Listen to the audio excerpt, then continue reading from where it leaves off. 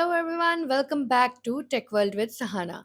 In today's video, we are diving into Ansible's hands-on practice with 10 real-world scenario-based questions that will enhance your automation skill. Whether you're preparing for interviews, working on a project, or just looking to sharpen your Ansible skill, this video is going to be a fully packed scenario-based questions with their solutions. So this is part 1 of Ansible's scenario-based question and answer. As a DevOps engineer at a software company, you are given a task to upload a configuration file to 20 web servers under a certain path. Now it will take forever to do it manually. So let's automate this with Ansible Playbook. First, we would name the playbook. You can name it anything. Host. We define all 20 web servers in the inventory.ini file. You could see we have listed all 20 web servers and grouped them saying web servers. So we will write web servers in the host field. Now we also have two variables, Ansible user and private key, which we will use to log into all 20 web servers. After login, we would use become true to elevate our privileges to run as root user using sudo. Now we will write our task name, dash name, copying files. To copy files, we have to use a module named copy. Under that, we have src. This is the source file we have kept under a folder named files. But if you use a different path, just give that path name.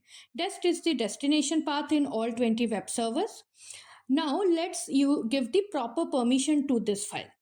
Owner is root, group is root, mode is 0644. That means owner have read write access and group and others have only read access.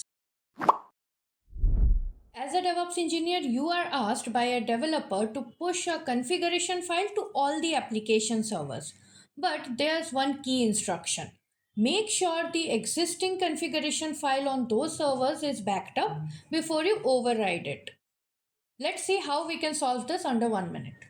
To safely handle this, we would use an Ansible playbook with copy module, set the source path, set the destination path, and set backup as yes. Once you run this playbook, it will take the backup of previous configuration file with the date and timestamp in the same destination location. Your task as a DevOps engineer is to ensure that only the file owner has write access and everyone else should have read only access. Now, doing this manually on 50 web servers using CH mode would take forever. So instead, we will automate this fix with Ansible. We will use host as web servers. This means the task will run on all the servers listed as web servers in your inventory file. Then we will name the task updating file permission.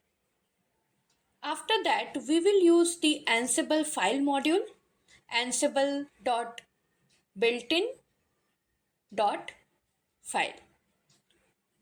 Path is the path of the file, etc myconfig.conf. Owner is root, group is root, and mode is 0644. Now here 6 means owner has write access, 4 means group and others have read only access. So with this playbook, file permissions across all 50 servers will get updated within seconds. In your DevOps interview, you are asked you need to install Apache on all the web servers and also run it. But you should perform this task only once. How would you structure your Ansible playbook? First, let's understand this question real quick. तुम्हारे पास बहुत सारे web servers हैं, okay? And उन सब web servers में तुम्हें Apache को install करना है एंड देन स्टार्ट करना है. बट ये टास्क सिर्फ एक ही बार होना चाहिए. दूसरी बार जब तुम प्लेबुक रन करो तो ये टास्क नहीं रन होना चाहिए कि ये इसने री इंस्टॉल भी कर दिया और दोबारा से स्टार्ट कर दिया. That is not something we want. So the feature we use here is built-in idempotency.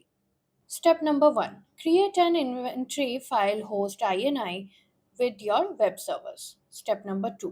Write an Ansible playbook Apache setup YAML that installs and starts Apache only once per host. Now let's understand each block. This block defines the play to run on all web servers with sudo privileges enabled. This task installs Apache using apt only on Debian based system and skips if it's already installed. This task ensures the Apache service is running and enabled to start automatically on system boot. Step number 3. Run the playbook using this command. So with this setup, Apache will be installed, started and also enabled, but only once per host. You are the DevOps engineer on your team and they give you a task. They ask you to modify your Ansible playbook, but also tells you that make sure this task only runs in staging server, not on dev, not on prod. How would you make sure your Ansible playbook listens? In Ansible, you can easily achieve this with inventory groups. Your inventory file in Ansible consists of many different type of servers. You should always make sure they are properly grouped together according to your team or application requirement.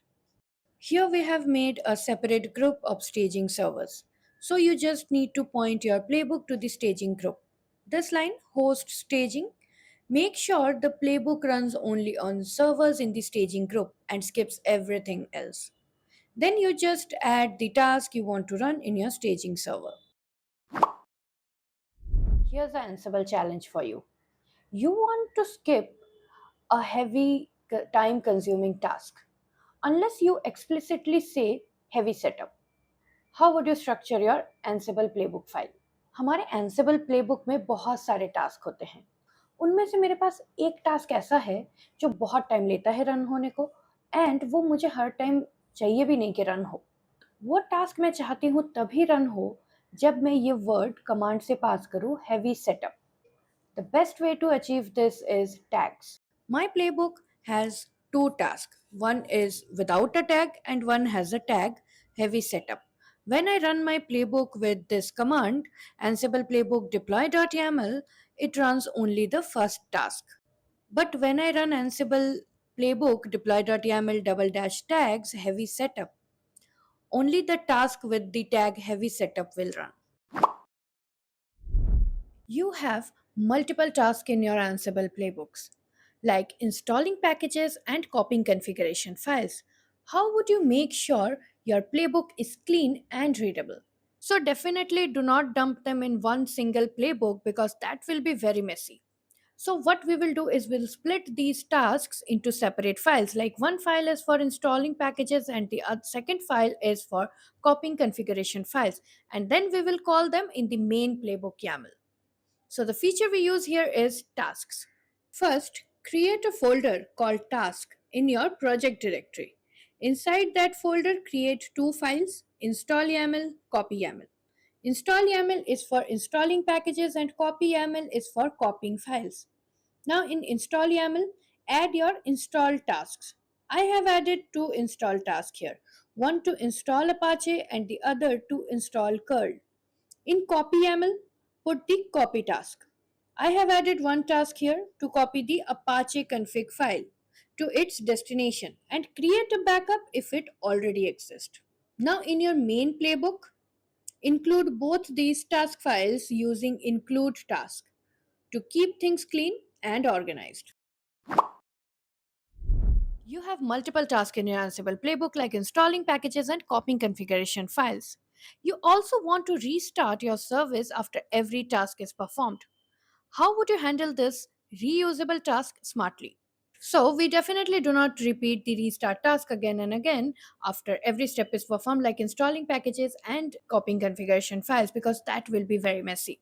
Instead, we use handlers, a clean way to restart service when actually something has changed. First, you create a folder called task inside your project directory. Inside that, create two files, one for installing Apache and other for copying the config file. These two files will contain your individual task.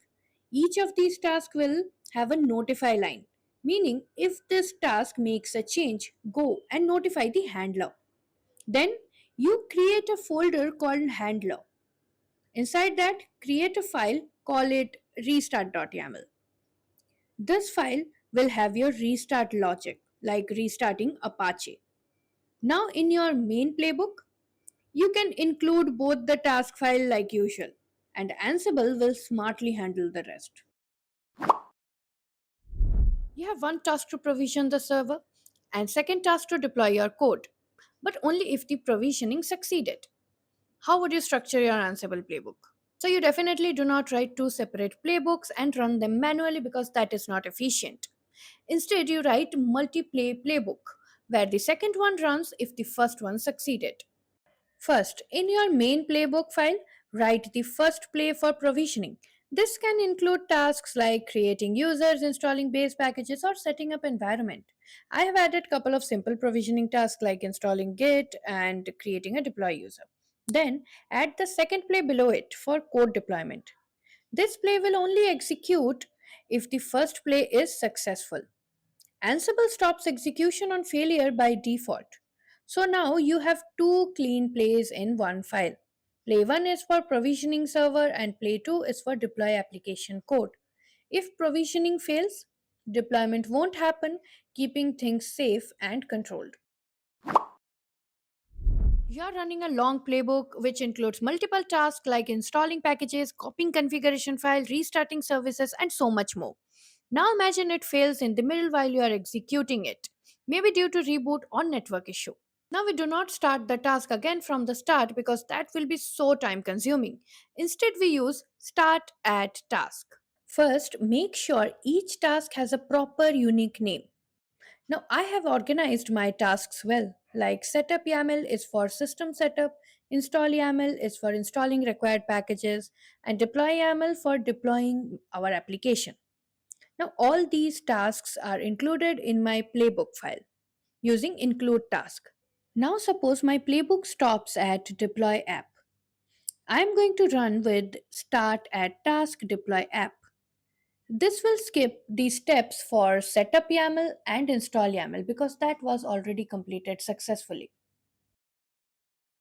That is it for today. If you liked this video, don't forget to subscribe, like, and hit the bell icon.